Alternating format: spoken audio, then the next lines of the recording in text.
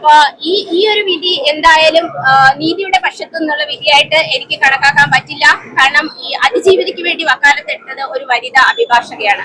അവരുടെ ഒരു ട്രാക്ക് എന്ന് പറയുന്നത് ധാർമ്മികമായി ഒരുപാട് പ്രശ്നങ്ങളിൽ ഇടപെടുകയും വളരെ നീതിയുക്തമായി ജഡ്ജസ് പോലും അവരെ മനസ്സിലാക്കുന്ന കാര്യങ്ങളാണ്. ബാർ അസോസിയേഷൻ എല്ലാം അറിയുന്ന കാര്യങ്ങളാണ്.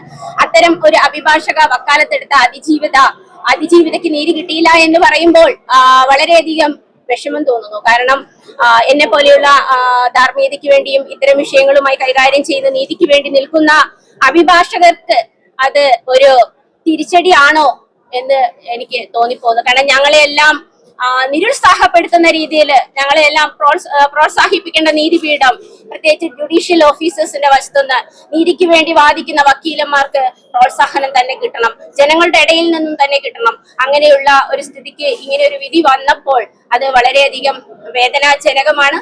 നമുക്ക് പറയാൻ പറ്റും